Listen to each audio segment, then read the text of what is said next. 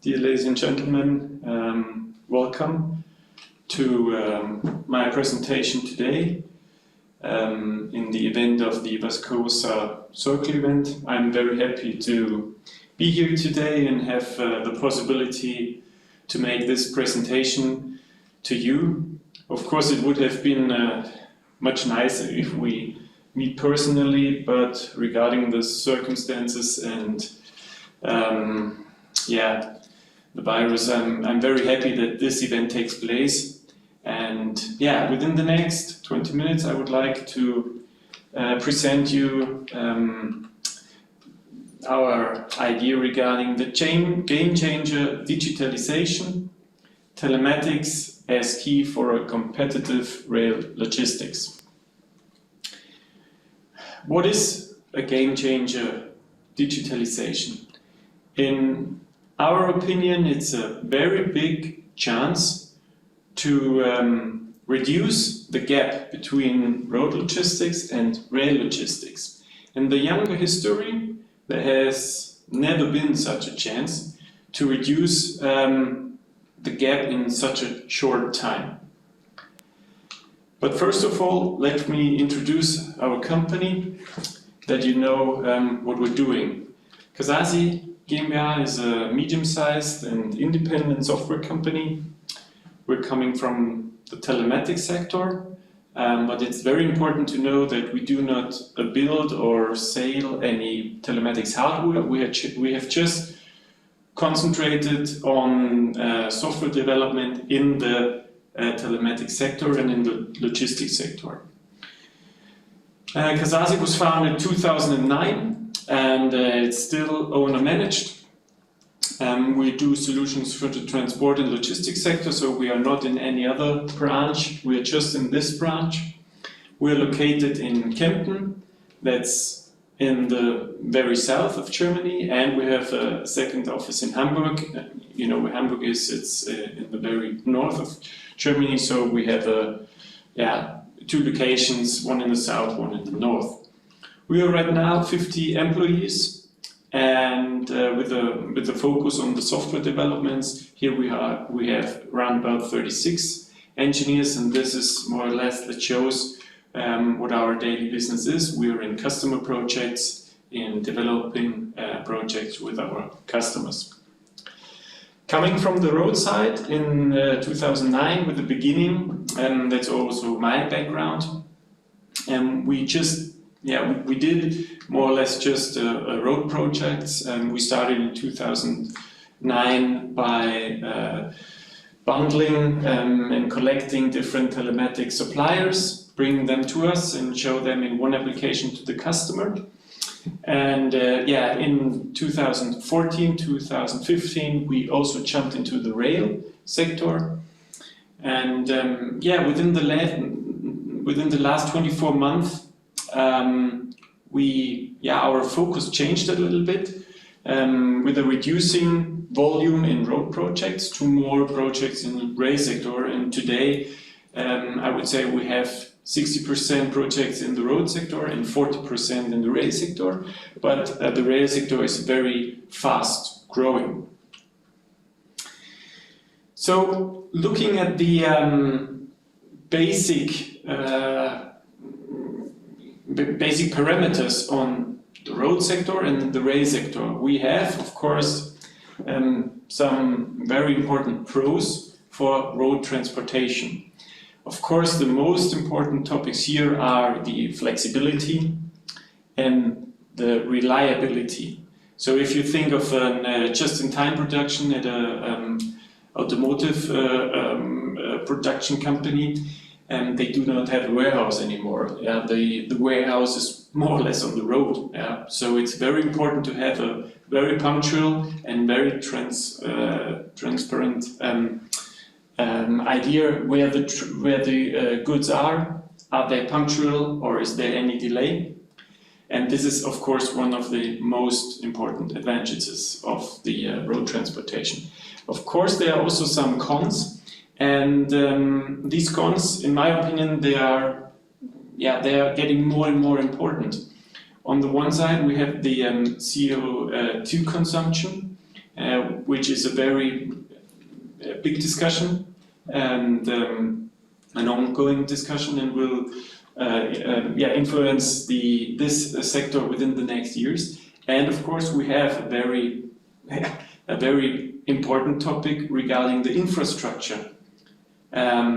The traffic volume on the street is growing and growing from year to year, and we have a lot of traffic jams, and we have a lot of delays because of too much cars and trucks on the road. And the second big cons on the road transportation is that we have a driver shortage, and this is a topic which will not be solved within the next years. So this is very important, and this is a very big topic on the road transportation side. If we're going to rail, then of course we have the ecological argument on the pro side there, and also the possibility of doing large volume transports. And I think these are the two main arguments here on the cons side. We have a flexibility that is not very good. We have less flexibility there, and of course, due to missing transparency, we also have unreliability. And these two topics are very important. But I think regarding also the presentation I did today, that there is a lot of possibilities for improvement here. If we jump then to a logistics study from GS1 from this year, or asking the question, digitalization is changing traditional logistics, yes or no? I think yes, it is. If you look at the chart here and you look and if you look just on the orange bubbles, the orange bubbles are the trends in technologies, and the more you go to the right, the more it is increasing very fast. So the importance is increasing very fast. And if you go then to the middle, then the importance of this concrete point is getting very relevant. So we do not look at all these bubbles here, but if you just look on the orange ones, then they are on the more or less all on the right side, and that means that this is developing very, very fast within the next years. So this trend rather shows that all major developments in the future will be driven by digital technologies and by the moving forward of the technologies here. So this was a little bit the view in the future. If we look in the past, so how has developed the telematics sector, which is a very, very important basis for the digitalization within the last years. If we look at the road, then in the 1990s, we had the first TMS systems that went on the market, which made a planning on the software side, not just on the manual side. And we have in road logistics the first telematics generations here. And these were mostly built in trucks, and they were satellite based, so the communication was satellite based. But there were some providers that had quite good and a good working telematic solution there. If we jump then 20 years over to 2010, then in 2010 the telematics got mass capable. So the market was ready for using telematics on roadside, and within the next 5 years up to 2015 we had a lot of individual improvements here, and the truck bodybuilders and the trailer bodybuilders, they equipped telematics up front, so they provided a commercial truck or a commercial trailer with an equipped telematics solution, independent if the customer has ordered it or not. It was just installed. So around about 2017, then there happened something really important, because this was the first, these were the first steps in this process where telematics data was not just used single as a basis, as an information. by marrying the planning side, the TMS and ERP side with telematics systems, we got an advantage, and that the black hole after the planning and after the truck has left a depot was not dark anymore. It was transparent because we matched the telematics data with the planning data. And if you look at the last 2 years, then we had several innovations here. Telematics with extensive applications. Today, I would say we have around about 80–90% of all commercial trucks equipped with a telematics solution roadside, and this is the basic for big data analytics, for KI, for machine learning, and all these values that are based on a single telematic data flow. If you look in the future a little bit, then we see a trend to digital forwarders from automatic freight matching. So there's happening a lot in the basic functionalities of transportation participants in this supply chain, and this will be, in my opinion, changing the old-fashioned transport sector within the next years very, very much. If we now put a line on the innovations, and it's very straightforward. If you look at the innovations that came the last years on roadside, and beginning with data as a single use, where is the truck, by growing to data for innovative solutions within the last 2 years, so that we have now the possibility for new innovative business models. Here you see some more examples of the innovation that took place or is still developing within the road sector. Of course, we had a lot of developments in the electric and gas trucks, but it's only short distance trucks. We have a platooning idea, by coupling multiple trucks and trailers on a motorway, for example, that are driving very close behind each other. We have a connectivity in the truck and stuff like this, so there's happening quite a lot. But it's very regular, ongoing. It's not just within the last 2 years, it's ongoing the last 20 years. If you now take a look at the rail sector, then also here we find in the 1990s the first TMS and ERP systems. And we had in 2010, in my opinion, the first generation of telematics that is usable for monitoring. Of course, we had also telematics solutions between 1990 and 2010, but these were very concrete projects and, in my opinion, not usable for a mass distribution. Within 2010 and 2015 then, the solutions developed quite fast regarding power management, sensor availability and stuff like this, so that in 2015 we find most of the suppliers in a mass-capable telematics solutions area. In 2017, a very important year, there was the ITSS interface for a standardized communication of telematics data within interfaces, which was a very useful and a very important step in the sector. By the way, we do not have such an interface on roadside. Not in 30 years of telematics, to be honest.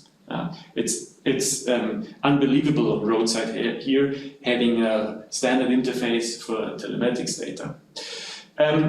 Going further, in 2018, we have, of course, the development in the hardware processes, in the hardware providers, and in 2018, more or less, the big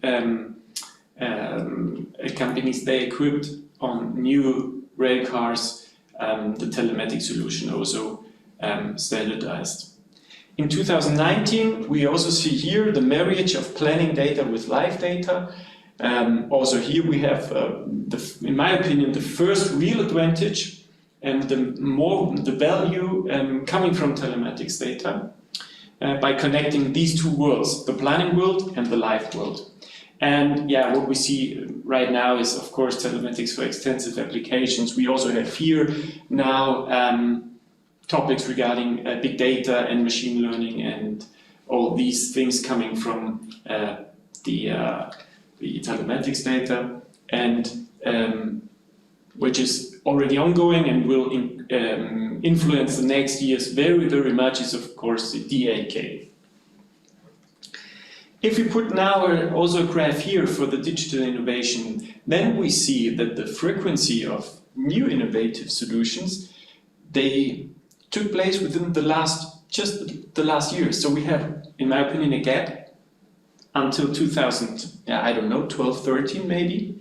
But then the innovative solutions, they have risen until today. So the frequency is much faster than on the street side, and that's why the graph is growing very, very fast up in the air. Also here's some more examples. As I also already mentioned, the digital automatic coupling of rail cars is of course one very, very big topic, and we have the expansion in the rail infrastructure. Of course, new freight systems, yeah, very important, and also the sensors on the infrastructure side are very, very helpful. I would like to show you now 3 examples just based on telematics data, on data for having the possibility on a basic and the value regarding this one. And I would like to explain that based on automated train crew pitch and by marrying the planning system and the telematics data.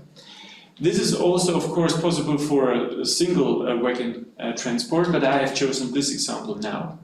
So if you go at the point 1, then we have, of course, the waybill integration from the TMS into, for example, our platform. So we know which wagons are doing the transport, which product is in the wagons loaded, where's the loading point, where's the end loading point.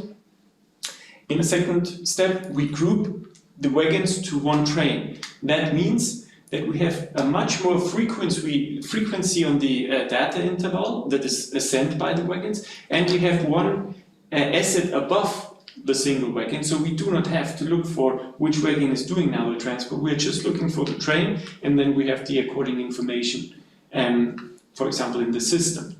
In the next step, so when the train is leaving the loading zone, then the monitoring process starts. And then we check every minute for the ETA, so is the train punctual or not? Are there any disturbances on the track? Do we have any alarms on any single wagon?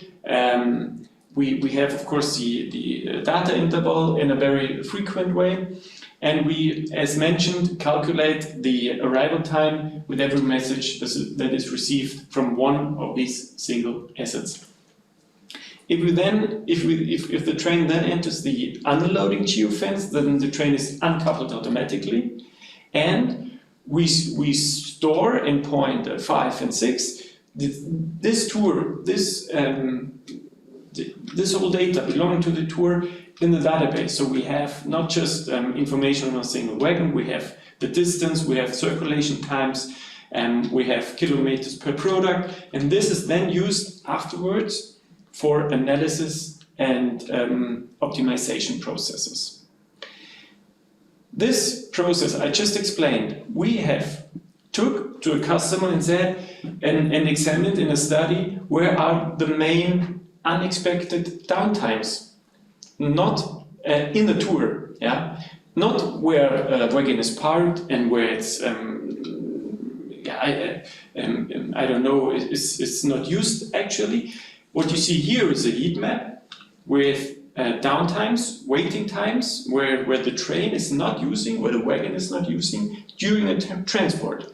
And this made transparent for the customer that, for example, the border is not that big issue of downtime as he supposed that it is. Yeah, it's more or less on the track, and you see here with the red bubbles, and where we had an unexpected downtime, for example. So the last example I would like to show you is the ETA calculation. So as a basic information, the ETA is calculated with algorithms. So we use every single message and we look at the position and we calculate then how long was this short distance, how long took this. And then we improve this ETA calculation with every message we receive. And moreover, we add to this information and also information coming from the infrastructure. And what you see, for example, on the first picture here, you see the three graphs. The blue one at the bottom is just a linear going down distance to time. The yellow one is the really driven time. And the green one is the ETA calculated based on historic data. And what we simulated here is, for example, then you see when the graph goes down that we had a track that was not able to be used. We said, okay, this is now free. You can go also there. And then the calculation was updated and the time was reduced there. And when we said, okay, the track is blocked once again, then the calculation went up again. So this is more or less based calculated on historic data with live data also coming from the net infrastructure. And this is what I meant before by creating more values just based on telematics data. If you now put these two lines between road and rail together, then you see, and please do not understand that the rail business is going to be better than the road logistics in 2021. Yeah, this is not saying the graph. What the graph wants to tell you is that the innovations took place within the last years very much, and that that there is quite a good possibility for making rail transports much more efficiency based on the digitalization and the values that are based on that. And that's how I come to my last slide.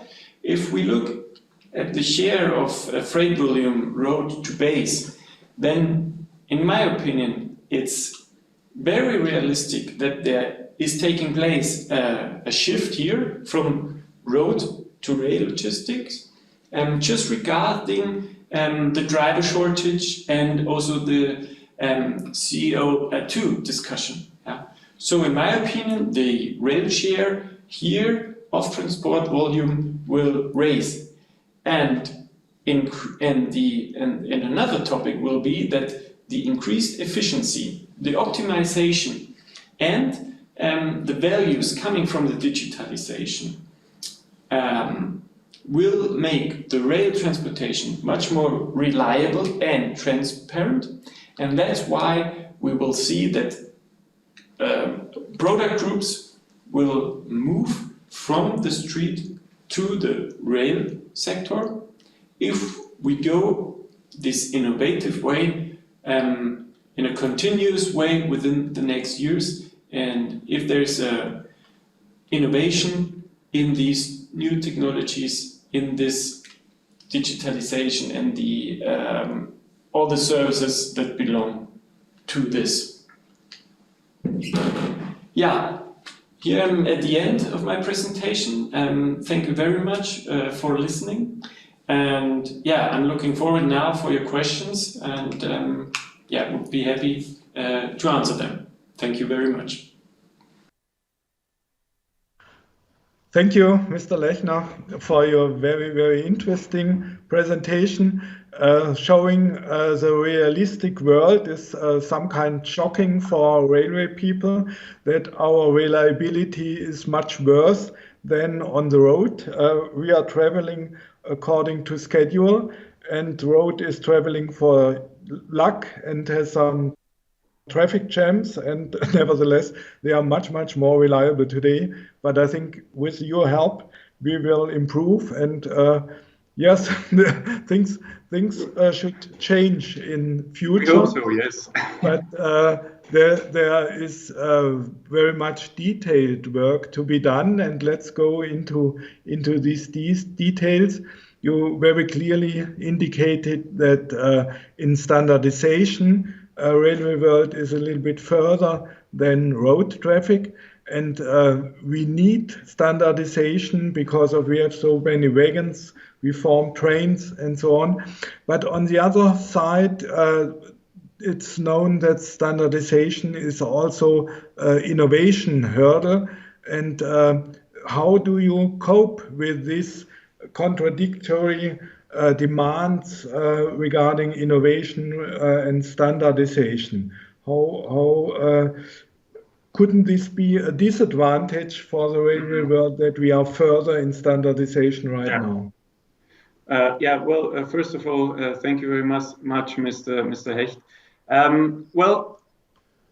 If we take the example, for example, of the ITSS interface, which is existing since 2017 now, I think this is a very good example for showing that a standardized interface is not a disadvantage regarding innovation. We have an existing interface here on a telematics basic, which is, for example, absolutely not existing on the roadside. So since more than 3 years now, we have the possibility to exchange data on a standardized format.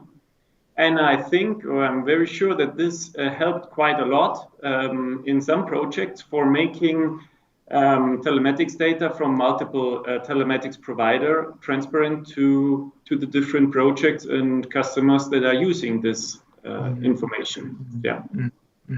Okay. I want to encourage the auditorium also to ask their questions. I think telematics are a key element to improve the market share and to improve the importance and to improve the environmental behavior of the freight traffic at all. We want to have model shift, and this model shift means that we get smaller amounts of goods, yes. Let's say 10 tons to 100 tons of goods into the railway field. And you showed a little bit how this is possible, but what's the real advantage that we can be fast, reliable, flexible, all these advantages of the lorry and transfer it to the rail freight field to increase the market share? How can you help to achieve this? Well, I think the digitalization here is also one a very basic instrument for making this shift possible. Yeah. Because one big part is making processes transparent, and having this as a basic, this helps connecting with other systems and other applications, and connecting these information together. Then you get a transparency, and you get the possibility not just to monitor a whole train, but also to monitor a single wagon transport or smaller goods. And I think this is a very helpful trend for displaying this also very well. Yeah. You showed a very good example that standstill of the trains can be shown, and this transparency leads then to manual actions to improve the situation.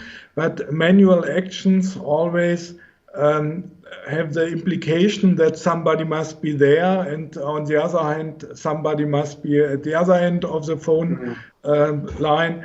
And couldn't this also be automated, that we get further improvement and further process safety? What do you think about that? Yeah, absolutely. I think this can be automated in a very high level. But once again, it's very important to know all the factors that are necessary for such an automation. Once again, of course, the telematics data, as mentioned several times before, but also, of course, information like information coming from the net infrastructure. And a very current and live ETA calculation is also very, very important for such a process or for such an automatized process. And if you bring all this together, then it's possible to do an or you're not. It's not a manual process anymore. Yeah, it could be shifted to a automatized process, maybe in between to a half automatized process. But that's possible, in my opinion. Yes, absolutely. Again, to the auditorium, no question occurred. Here is your chance. Please ask. Of course, I can ask many questions also. One important thing in the wagon load process is a shunting yard.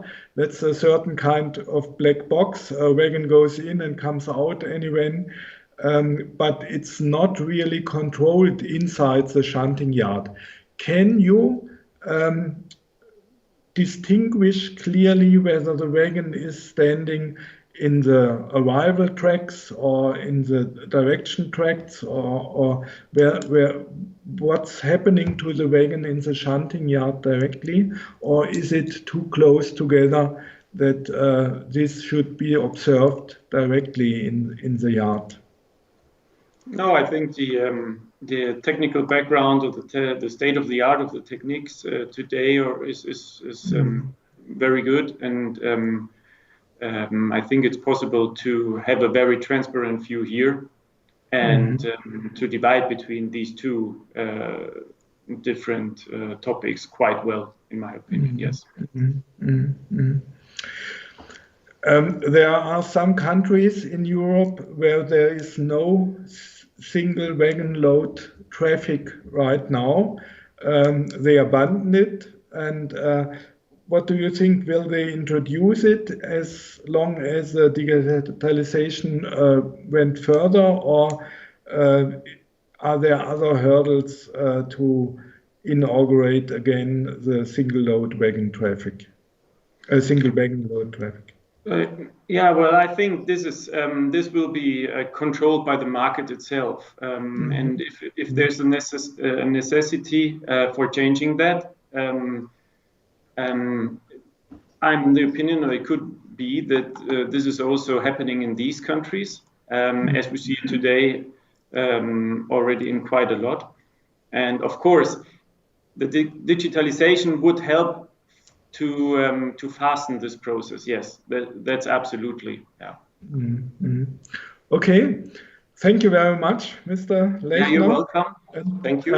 It was very clear that digitalization is a tool. It's not the aim itself. It's a tool to achieve the aims and reliability, and to become faster and to gain more traffic for the rail. I think this became very apparent, and hopefully we continue in this steep rate of progress you have shown in your sheets. Thank you very much for this you're welcome. And the open discussion afterwards. Thank you very much. Yeah, you're welcome. Thank you very much also.